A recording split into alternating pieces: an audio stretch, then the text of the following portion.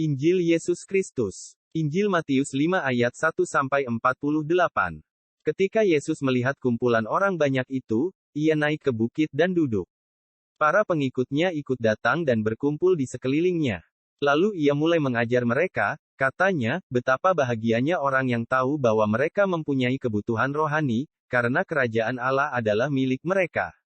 Betapa bahagianya orang yang berduka cita sekarang, karena Allah akan menghibur mereka.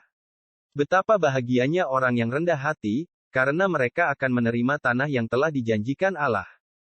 Betapa bahagianya orang yang berhasrat untuk melakukan keadilan, karena Allah akan memuaskan mereka. Betapa bahagianya orang yang memiliki belas kasihan kepada orang lain, karena Allah akan memberikan belas kasihan kepada mereka. Betapa bahagianya orang yang mempunyai hati yang murni, karena mereka akan melihat Allah. Betapa bahagianya orang yang mengusahakan perdamaian, karena mereka akan disebut anak-anak Allah. Betapa bahagianya orang yang dianiaya karena melakukan kebenaran, karena mereka sudah menjadi warga kerajaan Allah. Betapa bahagianya kamu yang dihina, dianiaya dan difitnah dengan segala macam kejahatan oleh karena aku.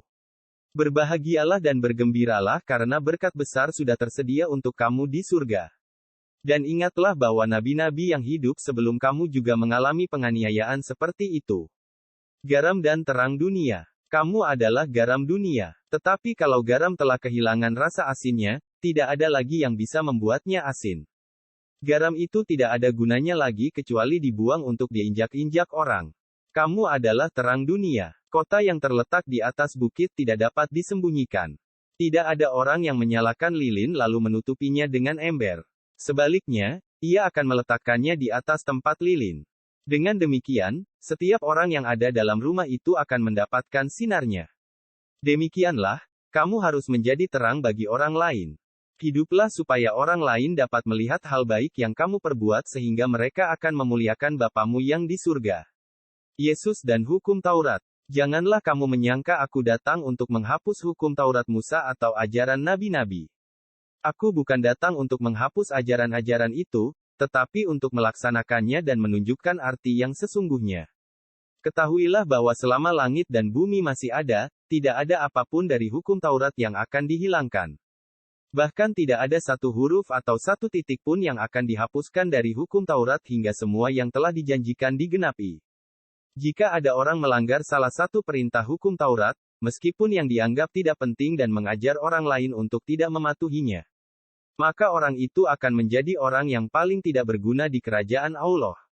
Akan tetapi, orang yang patuh pada hukum Taurat dan mengajar orang lain untuk mematuhinya, maka orang seperti itu akan terpandang di kerajaan Allah. Aku berkata kepadamu bahwa kamu harus mematuhi hukum itu dan hidup lebih benar daripada para guru Taurat dan orang Farisi. Jika kamu tidak menyenangkan Allah lebih daripada mereka, maka kamu tidak akan masuk ke dalam kerajaan Allah. Yesus menjelaskan tentang bagaimana menaati hukum. Kamu telah mendengar apa yang dikatakan kepada leluhur kita dahulu, yaitu, jangan membunuh. Jika orang membunuh, ia akan dihukum. Akan tetapi, aku berkata kepadamu, janganlah marah kepada saudaramu karena kamu akan dihukum. Dan jika kamu menghina orang lain, kamu akan dibawa ke pengadilan tinggi. Dan jika kamu mengatakan kepada orang lain, bodoh, kamu akan ada dalam bahaya api neraka. Jika kamu sedang memberikan persembahan di depan mezbah dan tiba-tiba kamu teringat ada saudaramu yang sedang marah kepadamu, tinggalkanlah persembahanmu itu, dan pergilah berdamai dengan saudaramu. Sesudah itu, barulah kamu pergi untuk memberikan persembahanmu. Jika ada orang membawamu ke pengadilan, berusahalah berdamai dengan dia secepat mungkin. Berdamailah dengannya sebelum sampai ke pengadilan. Jika tidak, maka ia akan menyerahkanmu kepada hakim, lalu hakim akan menyerahkanmu kepada petugas penjara yang akan memenjarakan kamu.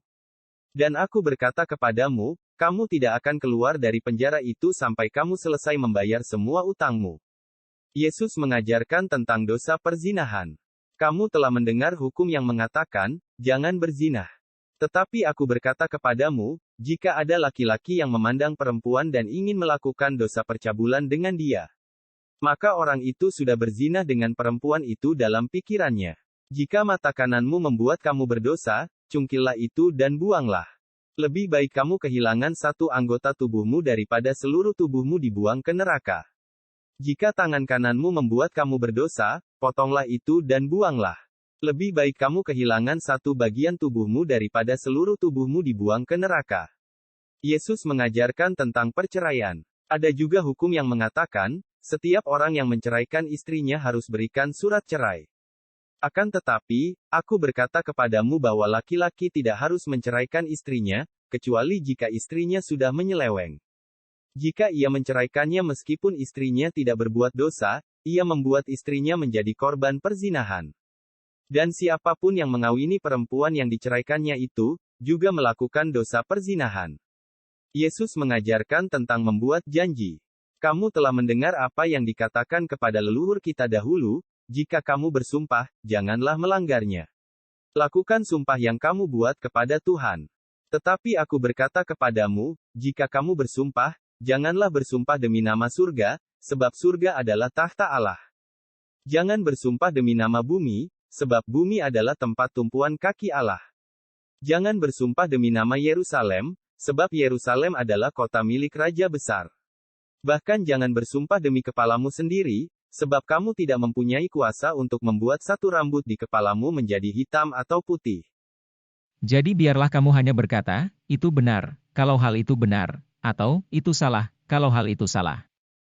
Janganlah menambah apapun untuk menguatkan sumpah atau perjanjianmu, karena apapun yang kamu tambahkan berasal dari iblis.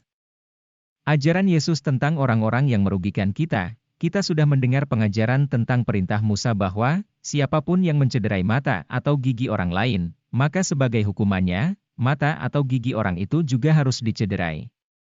Tetapi aku berkata kepadamu, janganlah melawan orang yang berbuat jahat kepadamu. Kalau seseorang menampar pipi kananmu, berikanlah juga pipi kirimu. Kalau seseorang mengadukan kamu ke pengadilan dan menuntut bajumu, berikanlah juga jubahmu kepadanya. Kalau seorang tentara memaksamu memikul barangnya sejauh 1 kilometer, bersedialah memikul barangnya itu sejauh 2 kilometer. Kalau seseorang meminta sesuatu kepadamu, berikanlah. Dan kalau seseorang mau meminjam sesuatu darimu, jangan menolaknya. Ajaran Yesus tentang mengasihi musuh, kita juga sudah mendengar pengajaran, kasihilah saudara-saudari kita sebangsa, tetapi kita boleh membenci bangsa lain yang memusuhi kita. Tetapi aku berkata kepadamu, kasihilah setiap orang yang memusuhimu. Berkatilah setiap orang yang mengutukmu. Berbuat baiklah kepada semua orang yang membencimu, dan berdoalah bagi setiap orang yang menghina serta menganiaya kamu. Karena bila kamu berbuat demikian, kamu sedang mengikuti teladan Bapamu yang di surga, sebab Dia baik kepada semua orang. Misalnya, Dia membuat matahari bersinar untuk orang baik maupun jahat. Dia juga menurunkan hujan bagi orang yang hidupnya benar maupun yang berlaku jahat. Kalau kamu hanya mengasihi teman yang mengasihimu, jangan harap Allah akan memberi upah kepadamu atas kasihmu itu, karena para penagih pajak dan orang-orang berdosa yang lain pun mengasihi orang yang mengasihi mereka. Dan kalau kamu hanya memberi salam kepada teman-temanmu saja, jangan berpikir Allah akan menganggap kamu lebih baik daripada orang lain, karena orang-orang yang tidak mengenal Allah pun memberi salam kepada teman-teman mereka. Hendaklah kamu mengasihi semua orang. Dengan demikian kamu akan menjadi sempurna, sama seperti Bapamu yang di surga adalah sempurna.